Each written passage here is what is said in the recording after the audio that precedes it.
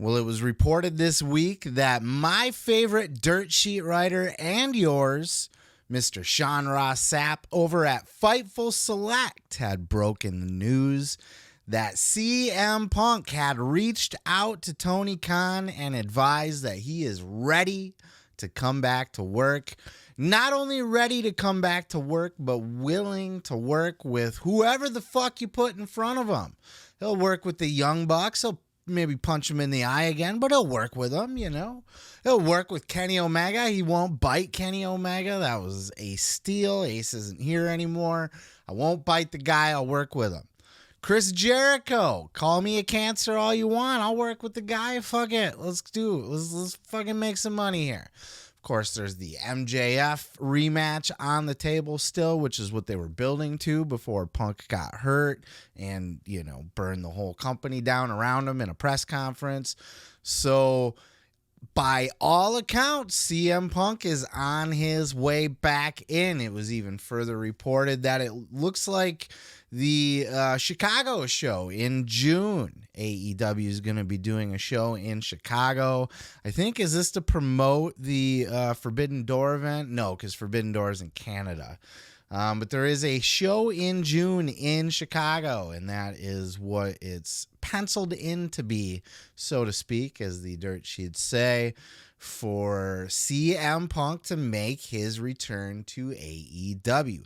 They were even talking about, there's this rumor that there's another 2-hour show on the fucking on coming down the pike here, Collision, is that what they're calling it on the internet?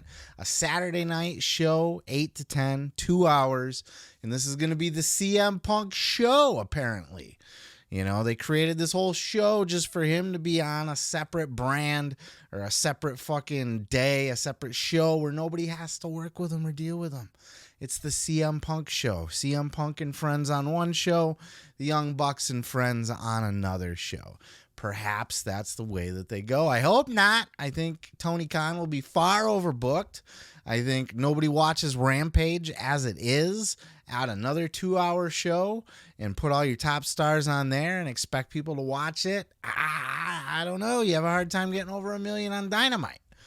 But those are the rumors. But at least we know that CM Punk, for sure, we know for a fact, Dax Harwood said it himself on his podcast this week, which we'll cover in another clip. CM Punk wants to return. He's ready. He misses wrestling. He's ready to come back. He's talked to AEW. He's willing to work with whoever. I don't know if he's willing to go into the locker room and give everybody a hand job and an apology and a Starbucks gift card. But who knows what they got to do to, what they work out internally for CM Punk to be welcome back. That's between them. We don't need to know all those details. But some people out there are not as excited for CM Punk to come back. They are not as excited for the potential possibilities of matches that we could see with Punk, or the potential business that CM Punk returning to AEW, working with some of these people, could do for the company, and specifically the Wembley show.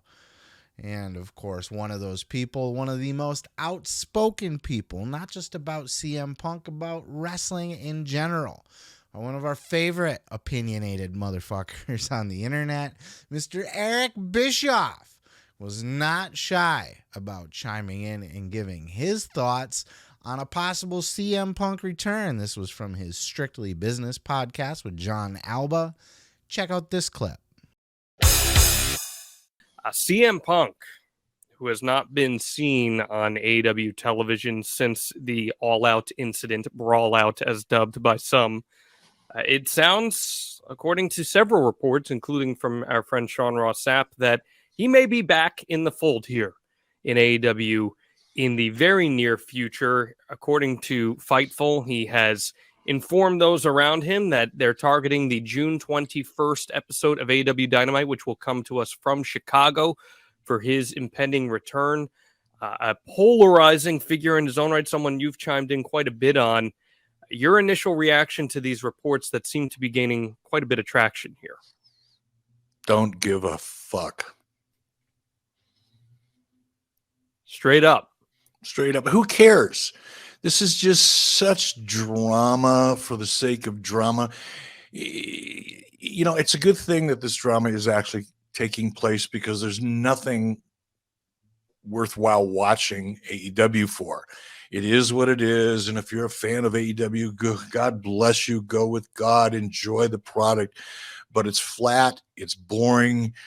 It's just, there's nothing going on except for the drama outside of the ring.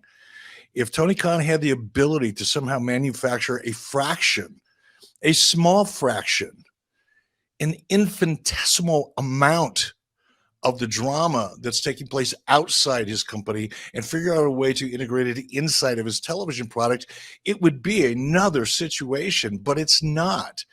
When the drama outside of your company far exceeds the drama that you're able to create inside your company, if you're a scripted wrestling company, you've got a problem. He's not going to turn AEW's business around. Is he added value? He was. He came back. He'd been off for what, 7 years? And he kept this, this aura of because of the pipe bomb interview. He kept this mythology alive. Good for him, by the way. Credit to Phil for that. But now we've seen it. It moved the needle for a minute, and then things settled back down in terms of television ratings. Incrementally, did it improve live events? Sure, incrementally, but enough so that it was worthwhile to have this piece of garbage bury your company while sitting next to you and bury your roster. And as recently as 14 days ago or whatever it was, continue to do the same thing, all the while suggesting that he wants to come back. Who in the right freaking mind would do that? I wish Eric Bischoff would quit being so vague about everything. He's always so political, always wants to play things safe, doesn't want to burn any bridges. He's always very careful about what he says, and you got to kind of read between the lines to really get the full meaning of what an Eric Bischoff really thinks about a situation. I just wish he'd be more open and honest about his thoughts. Yeah, clearly not a fan of Punk, clearly does not think Punk should come back, does not see the value in bringing Punk back. John Alba did try to push back, later on in the show. You can check out the full episode, link in the description below. But Alba did try to push back and say, Punk did have numbers here and that, this is one of those rare opportunities where we have a real life situation that can help create money in the ring, can blur those lines of reality and really draw interest from the general public. And he's not wrong there, but Bischoff's whole argument is it worth the trouble? Punk's clearly still going to be an asshole. It was just a couple weeks ago, as Bischoff said, that he did that Instagram post and buried Chris Jericho and Moxley and whoever the fuck else, Meltzer. He went on a whole nother rant. Punk hasn't had a change of heart. Punk's not gonna apologize. He might apologize a little bit, to I'm sorry shit went down the way it was. It was unprofessional. I shouldn't have said things the way I said it, and I would love to work with you guys. I could see him saying maybe that much as, as much as that. But he could apologize for the way he worded it, but not for what he said. He means every word of what he said. And quite frankly, I don't think he'll even apologize for the way he said it either, because he still feels that way. So you're still going to get him like that. You're still going to have him rubbing people the wrong way. You're still probably going to catch him in an interview or on a microphone at some point in time, burying somebody or ranting on something he shouldn't. He's fragile. He's gotten injured twice now in his run with AEW. He's only had a handful of matches, only been on TV a handful of times in the entire, year and a half, almost 2 years now that he's been back in professional wrestling. Holy shit. Wow. And are you gonna piss off the rest of your locker room for this guy that's gonna go on the microphone and say more shit? He's gonna get hurt. He's not gonna, the ratings will drop back down eventually. They'll calm back down to normal again, and he's not that great to watch in the ring these days anyway. Punk's a good storyteller in the ring. I think that's, people get mixed up with, how good of a worker Punk is. He's serviceable in the ring, and he's slowed down in his older age now and since he's been away for a while. But, he was always a storyteller. That was always his strong point in the ring. And, he's still telling great stories. His story with MJF was the best of that year. It's the best thing we've seen in years up until the Bloodline storyline. And he drew the first $1 million gate. He drew a couple $1 million gates. He drew huge pay-per-views. He's a draw. I don't give a fuck what anybody says out there. But do you want that drama back in your locker room? And I go back and forth on this. I'm so torn between it. There's a ton of great matches. You got the 6-man tag with the Elite and FTR. You got a one-on-one with any of the Bucks, a one-on-one with Kenny, a one-on-one with Hangman, a one-on-one with Moxley, a one-on-one with Chris Jericho, a one-on-one with MJF. You got another year to 2 years, and then just fill in gaps in between with like another Eddie Kingston, or maybe he fucking works with, I don't fucking know, Sammy Guevara, Action Andretti, who cares? Doesn't matter. Maybe Powerhouse Hobbs beats his ass down. Did you see the way Hobbs squashed fucking Silas Young, by the way? Holy shit.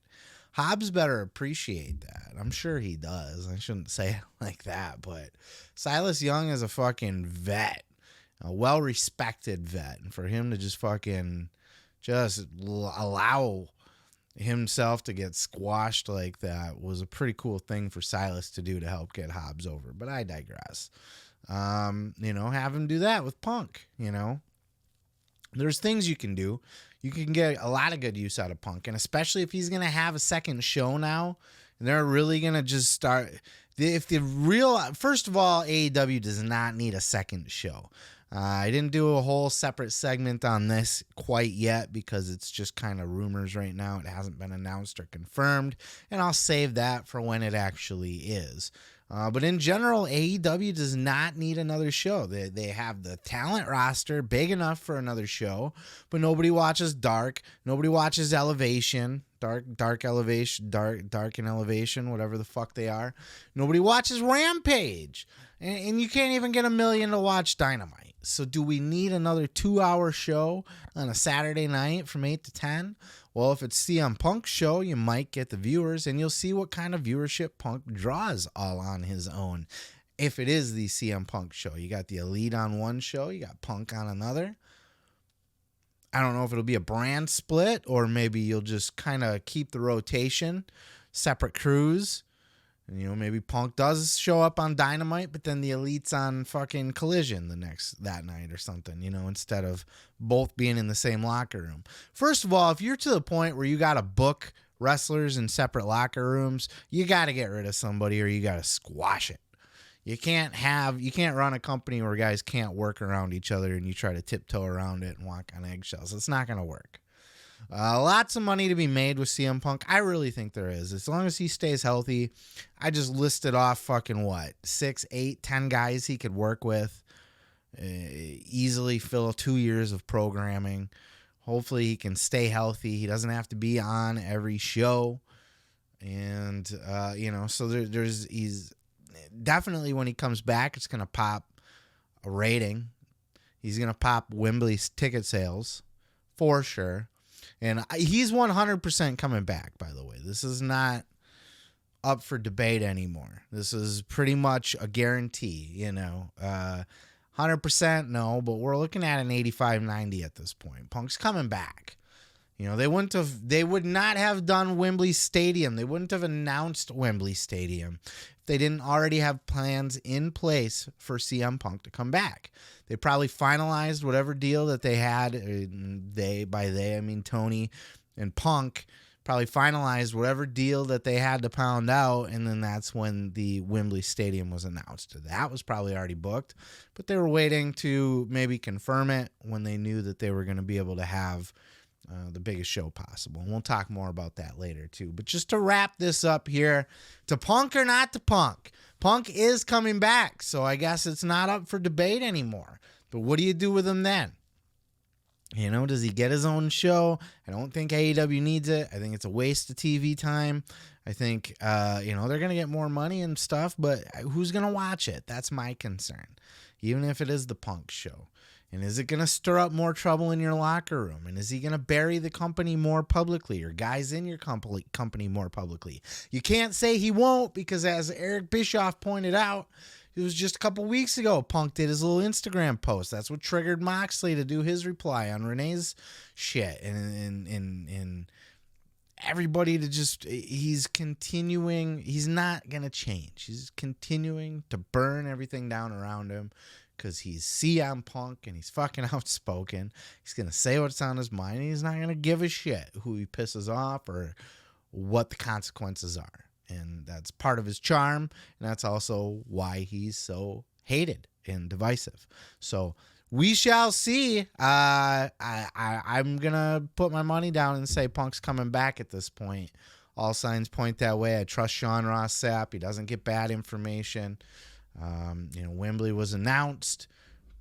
Dax has outright said that Punk wants to come back. So Punk's coming back. He's coming back. So we need to keep an eye on what that's going to look like, ratings, pay-per-view, houses, all of that shit, but also how is it going to work with the locker room? Who's he going to piss off? Is it going to drive people away?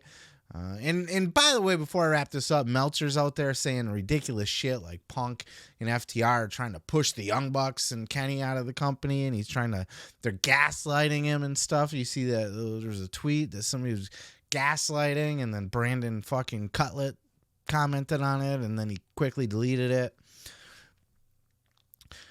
Meltzer's full of shit. Meltzer's such a fucking...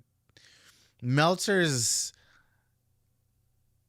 on the... I want to say on the take, but he's not. He's probably not getting paid. But Meltzer is obviously clearly on the side of the Bucks.